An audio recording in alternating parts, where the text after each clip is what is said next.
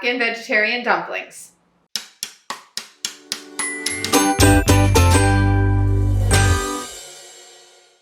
Assalamu alaikum wa rahmatullahi wa barakatuh. Shalom list. Hi. Welcome. I'm Miriam. I'm the Afghan who cooks, and today we are going to show you how to make ashak, which are vegetarian Afghan dumplings, usually eaten on some special occasion because they are fairly time consuming. So make these for somebody that you really like. Not someone, well, maybe for someone that you don't like so much, just so that you can show off a little bit. But I digress.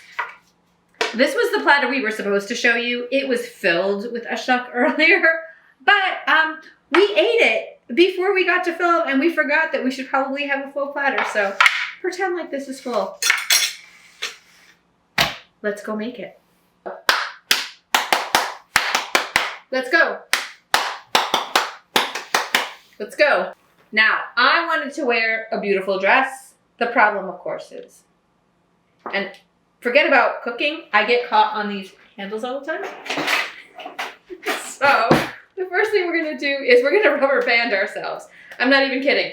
This is what I do whenever I wear one of these on a video. Our first and most important ingredient, gandana. Now, this is not gandana. These are Chinese chives. I bought them from the Asian supermarket. We have an H Mart and a lot of other really great supermarkets. Gandana is grown primarily in Afghanistan. People have brought over seeds, so they are starting to grow it here. Look, if you don't have Chinese chives, if you can't find gandana, don't worry about it. You can use leeks or spring onions, or they work as well. I even know some people used spinach. We don't talk about those people. We're gonna cut this and then just wash it.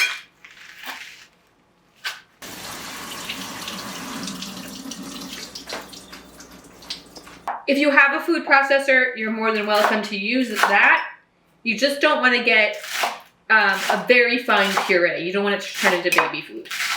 You know, gandana baby food. Do we feed that to people in Afghanistan, to babies? I mean, maybe, I don't know.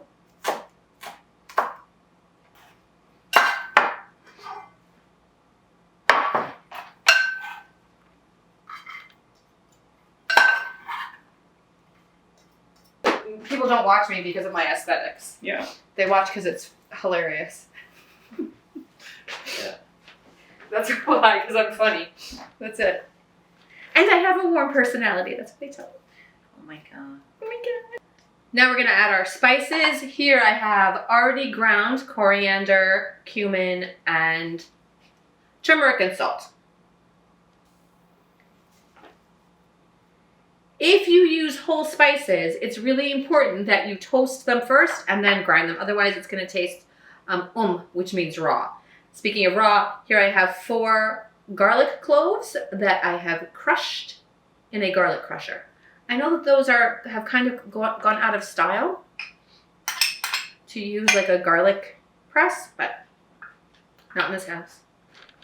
And we should get one of those signs that say, in this house we hug each other and use garlic presses. Okay, if you feel like it, you can add some red pepper flakes for a little bit of heat. This is not traditional in Afghanistan. We are not a hot, spicy food kind of people.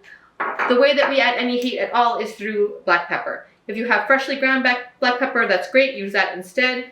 Right now in this house, I only have this jar. I'm going to add about ½ teaspoon.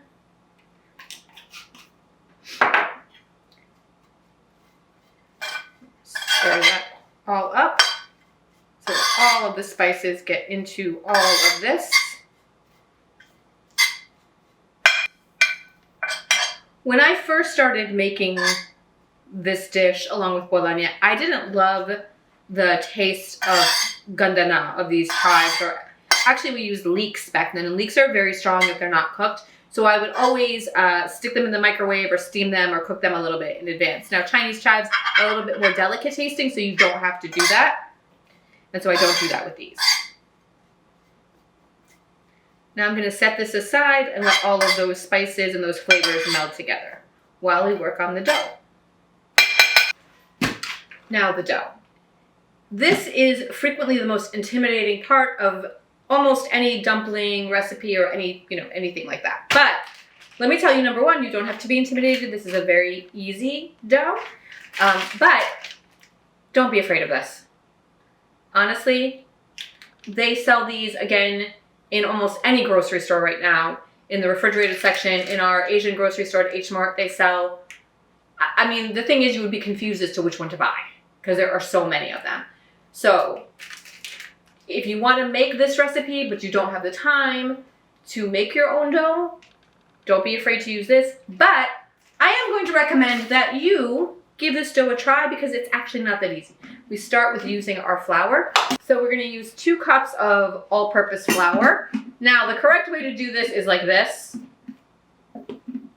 Now, I never saw my grandmother doing it this way, or my mom, or my amagan, or halagan, but we're going to do it like this. We need 2 cups of flour.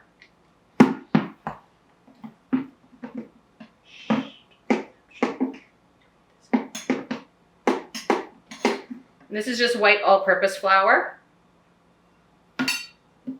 And to this, we're going to add half a teaspoon of salt.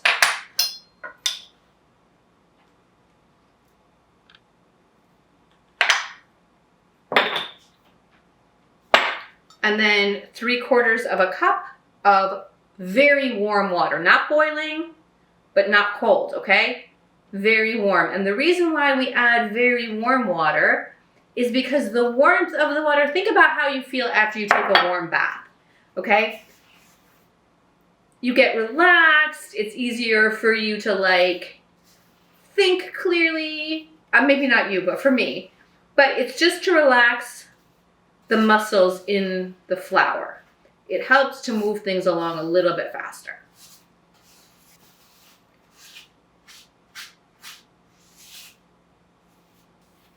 It may not seem like enough water at first, okay? One of the things about making any kind of dough or bread is trusting the process.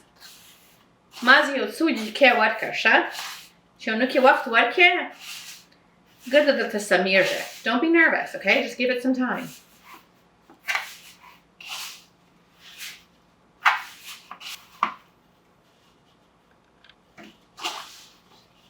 I know I always think it's not going to work. I'm like, oh, should I add more water to it? Is it going to come together? Oh, it's not going to work. It's not going to work. It's not wet enough. But you're always surprised. If you have patience, it will work. Like even right now, I'm like, oh, is it going to work? Maybe I need to add more water. I'm going to take my own advice.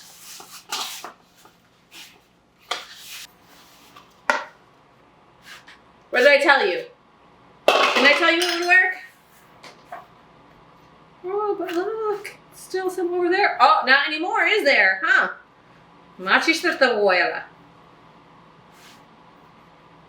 Told you so.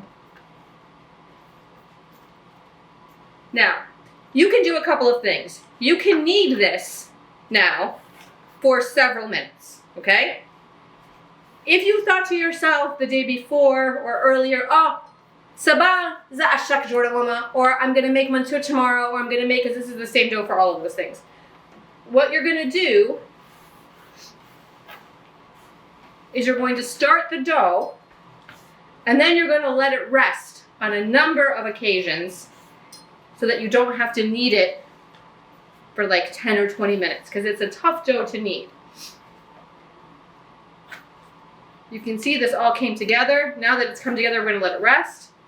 First for about 30 minutes. And then we're going to knead it again in 30 minutes and show you what it looks like. Voila!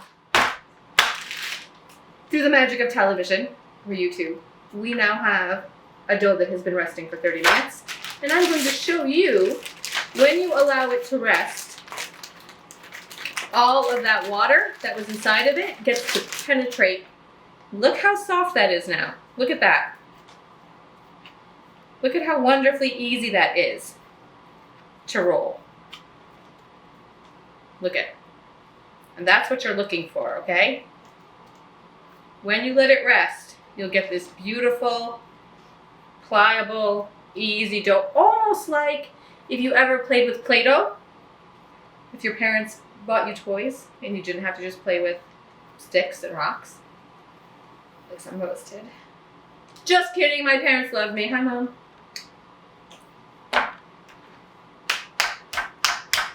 Okay, so now we're gonna roll this out and make our wrapper. We're gonna roll this dough out.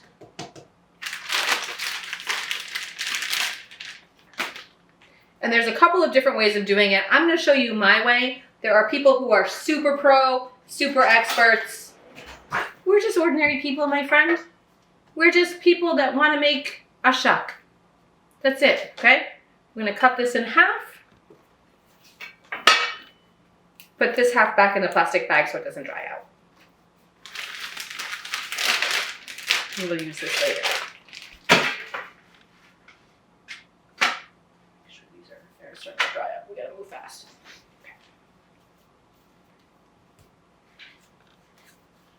We're going to roll this out until it is 16 inches long. So here I have this handy mat thing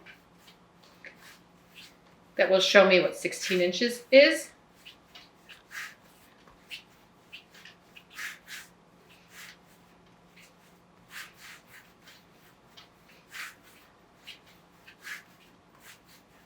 Roll, roll, roll your dough gently down the stream. Hey, Ahmad, did you ever learn nursery rhymes in French? No. Or did you only go to school in Arabic? No, French too.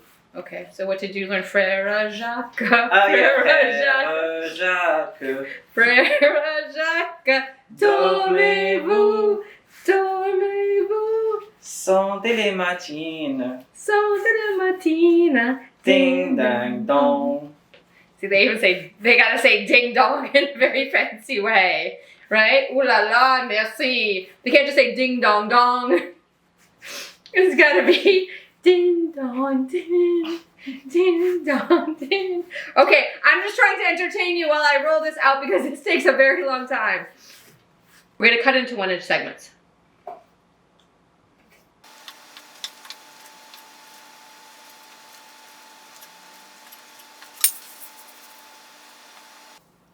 Now comes the fun part. The whole thing is the fun part, let's be honest. You're making food, you're making traditional food from Afghanistan. When I was in Afghanistan for 5 weeks last year, in 2023, I'm gonna tell you, nobody made this for me, okay? I'm going back again in April. Better make this for me. Seriously. Like, what are you guys doing?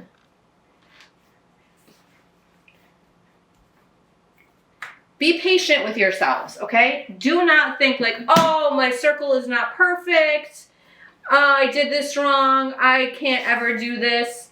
None of that's true. Take a rolling pin. Make sure you flour it up well. Press this down. I'm going to show you again. Take it, flatten it with your palm.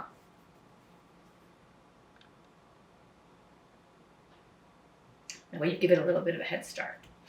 Okay? You want this to be very thin, okay? As you roll it, turn it. Roll it, then turn it.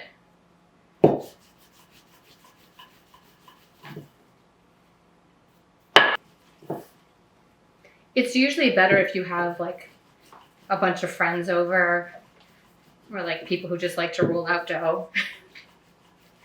You bring them over, you play some music, you give them lots of chai, preferably shir chai that's been sitting on the stove for a few hours, so all of that good caffeine, or give them a Red Bull. Just say, here, let's have some fun.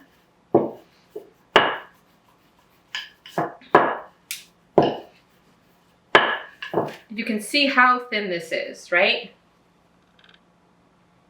My advice to you is don't tie the thing around your wrist too tight, otherwise you can end up. Anyway, take my hack with a grain of salt. Now we're going to fill our dumplings, okay? You have your beautiful dumpling wrapper here, and your filling that you made. You're going to put it right in the middle. And since these are a little bit bigger than the ones you buy in the store, you can fill it a little bit more. You want to wet it so that it stays shut, okay? Wet the outside. And then a shuk is super simple. It's just a quick fold over.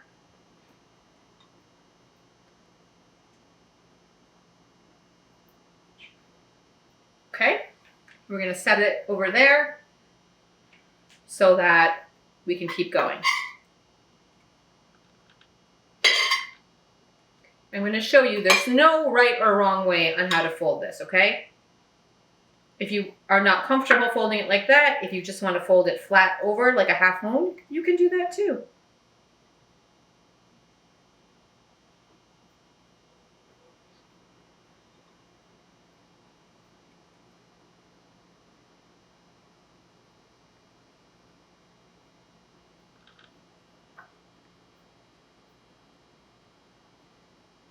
Or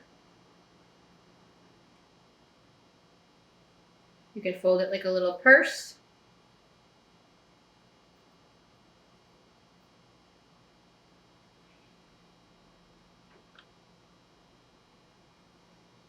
Let's go shopping. Don't laugh. Can't laugh, okay? We have some water that's starting to boil. Because mantou, like a shuk, is a boiled dumpling. Mantou is a steamed dumpling. We're not steaming this one, we're going to boil it. So we're bringing the water up to a boil.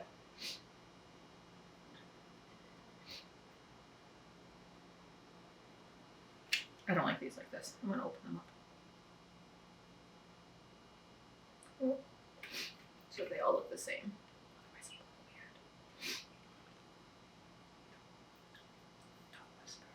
Oh, I'm not supposed to whisper. Oh.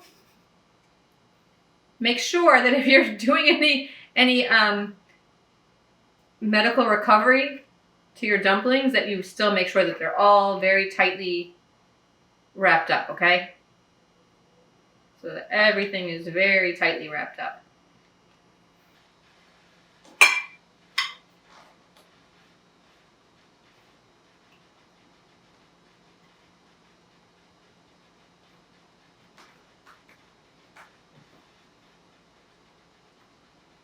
Sometimes you do have to perform some surgery. That's why. So one of the things I always want to tell everybody who watches videos is, you know, a lot of us did learn how to cook traditional food through videos on YouTube because, you know, even though our mothers made this food, they may not have been able to take us through it step by step for whatever reason. And so you see these videos and you're like, oh, wow, they do it so perfectly or everything is so great. And I want you to feel comfortable not being perfect, okay? I want you to feel comfortable making mistakes and trying again and, you know, understanding that the whole point of all of this is nobody wakes up one day and is like the greatest rice maker or the greatest ashak maker. Maybe you are. I don't know. You very well may have like a special gift. But a lot of this is just putting yourself out there to try. And so, you know, there's not really much else you can do other than try. And if you don't try, you'll never know if you can do it. So I make a lot of mistakes. There are people who make all of this food and it's much easier for them or whatever, but that doesn't mean that you shouldn't try. And in our culture, sometimes there is shame if you don't do something the best way. right? You're not the best at this or you're not the best at that. But don't fall for it, okay?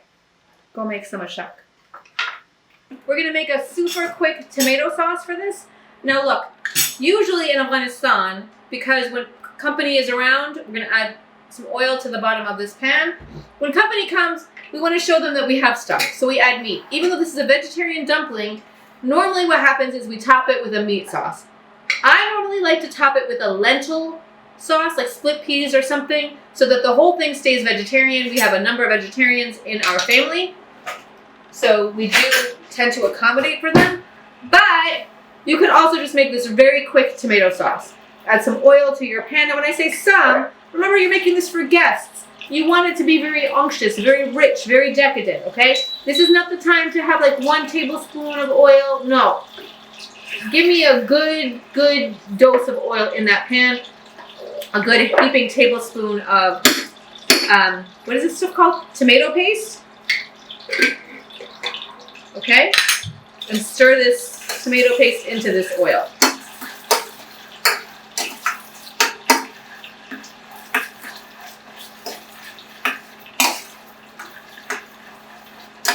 You don't want any flavors, no spices competing with the flavor of the ashak, the gandana, and the spices inside the gandana. So because you're not going to add like garlic or this or that or this other thing to this sauce, okay? You're going to cook it so that the oil, see, becomes nice and red. And you're going to let it keep cooking until this tomato paste gets nice and dark.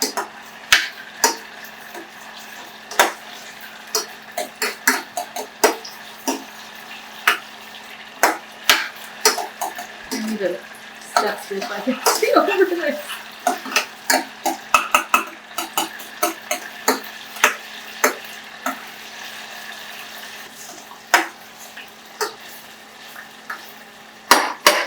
You can see that color starting to darken up in there. And then you want to add your other ingredients, okay? To this, I'm going to add just a small amount of lemon juice for a little tartness. Some salt.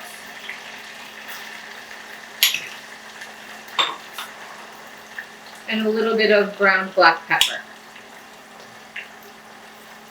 And that's it for the seasonings for the moment.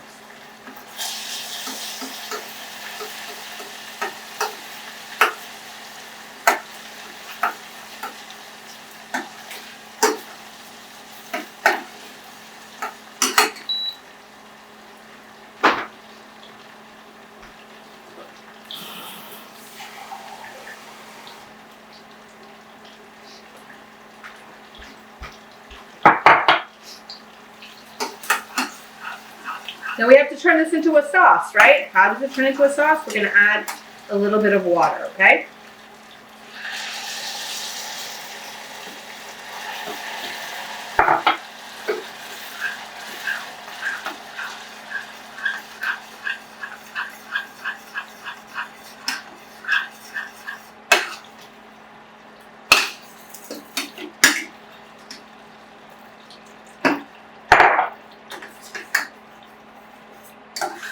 Look at that.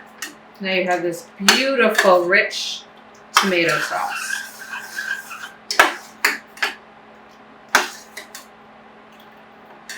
Now we're not finished yet, okay? Because here, I say I, but really my cousin, Rabina, shout out to Rabina, Tashakkur Bikhidir, Yo Jahan. She came over the other day and peeled and sliced about 12 onions, like a giant bag, and then fried them all for me. So if you do that, sometimes, you don't want to cook anything because you don't want to fry onions because they do take a while. So here I have an entire thing of, I have a good quarter of a cup of already fried onions, beautifully caramelized. So that makes this that much easier.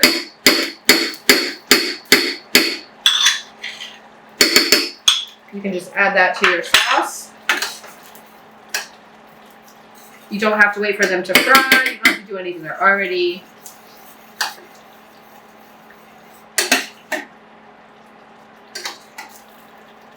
Can you see that? Can you see how pretty that is? Look at that. We're going to add the rest of this water.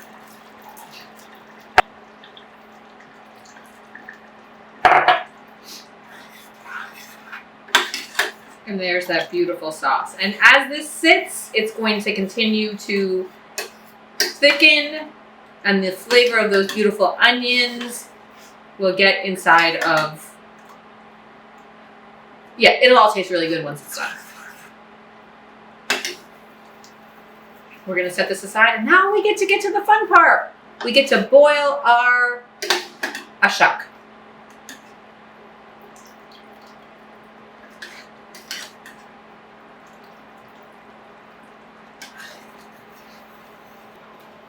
On here we have some water that's about to boil, and we're going to add a good handful of salt.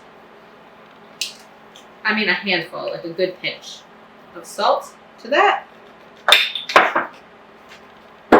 Our tomato sauce is back there, simmering away. It's getting nice and thick and delicious. And in the meantime, while this is boiling, we're going to get our platter ready for our ashak. I have some yogurt here. This is our Afghan yogurt sauce with mint and lemon. I have videos of this already that you can watch. We're going to just spread this all over the platter. We're going to add our, I keep saying manto. We're going to add our ashak.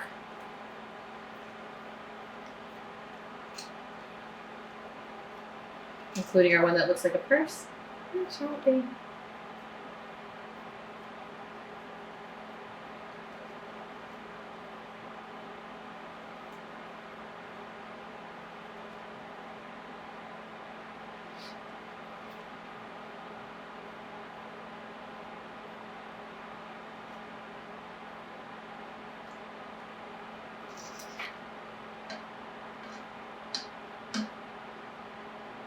Then we're going to let this come back up to a boil, and then we're going to let it boil for about 5 to 7 minutes.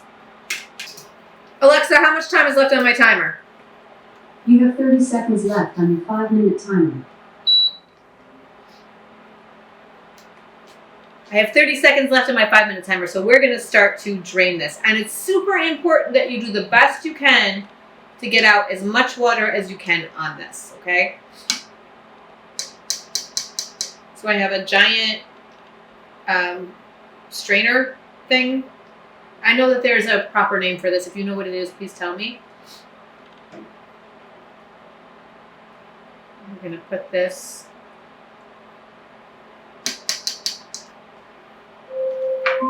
Alexa, stop. Right onto our platter. And don't worry, we'll make it pretty in a second, okay? We're going to top this with our delicious sauce, our tomato sauce.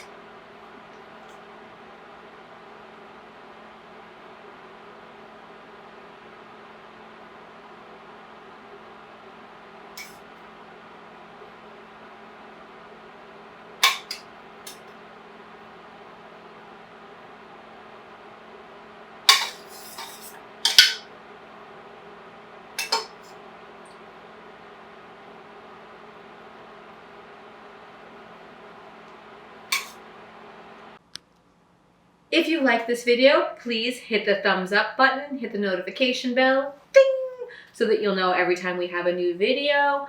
And while you're here, why not subscribe? It's free and it helps us out a great deal. See, I have my fork ready so that I can eat this. Also, leave a comment. Don't be a hater. What is your favorite kind of dumpling? Does your culture have